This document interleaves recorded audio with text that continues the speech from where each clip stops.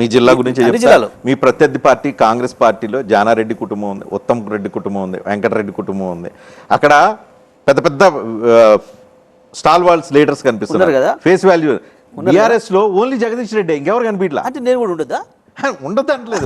ఒక్కళ్ళే కనీసం ముగ్గురు లీడర్లు ఉండాలి కదా. మీరు తయారు చేస్తే చిన్న చిన్న లీడర్లు తయారు చేస్తున్నారు తప్పితే జగదీష్ రెడ్డికి ఆల్టర్నేట్ గా సెకండ్ లీడర్షిప్ అన్నారు కదా. మీరు అన్నారు కదా జానారెడ్డి ఓడిపోయింది కదా, ఎవరి మీద ఓడిపోయాడు? చిన్న పిల్లవాడు భగత్ మీద కదా. వెంకరెడ్డి ఓడిపోయాడు కదా, ఎవరి మీద ఓడిపోయాడు? చిన్నవాడు భూపాలరెడ్డి మీద కదా. ఎట్లా జరిగిందంటారు మరి? ఇది పెద్ద పర్సనాలిటీస్ లేకుండానే, జగదీష్ రెడ్డి వాళ్ళు మీరు అన్న పెద్ద పర్సనాలిటీస్ లేకుండానే ఎట్లా జరిగిందంటారు? దీనికి ఏంది కారణం అంటారు? చెప్పండి మరి మీరే. రాజకీయ పార్టీ చరిత్రలో, నల్గొండ జిల్లా రాజకీయ చరిత్రలో ఒకే ఒక్క పార్టీ ప్రత్యక్షంగా 11 సీట్లు గెలిచిన ఏకైక party BRS party, TRS party. 2018, 19, 20 ఉప ఎన్నికలు కలుపుకొని కాంగ్రెస్ పార్టీ హిస్టరీలో మొదటిసారి ఈసారి 11 గెలవడం అనేది.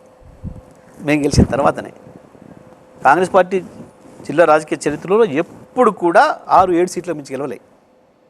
ఎప్పుడు కూడా తెలుగుదేశం పీక్ స్టేజ్లోకి పోయినాడు కూడా 5 సీట్లే నల్గొండ జిల్లాలో. ఎప్పుడు కూడా అంత మించి గెలవలే. ఒకే ఒక్క పార్టీ టీఆర్ఎస్ పార్టీ 11 సీట్లు ప్రత్యక్షంగా గెలిచింది. సరే కాంగ్రెస్లో గెలిచిన ఆయన కూడా మాకు వచ్చి 12 సీట్లతో నల్గొండ జిల్లాలో సంపూర్ణంగా ఉన్న ఏకైక రాజకీయ పార్టీ టీఆర్ఎస్ పార్టీ రికార్డు నెలకొల్పింది నల్గొండ జిల్లాలో.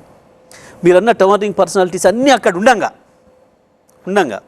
మరి దానికి నేను ఒక్కనే కారణమా?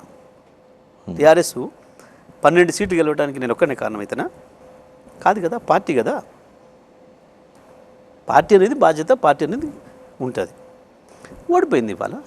మిగతా జిల్లాల్లో పోయింది, నా నన్నటూళ్ళ జిల్లాల్లో మొత్తం అయిపోయింది.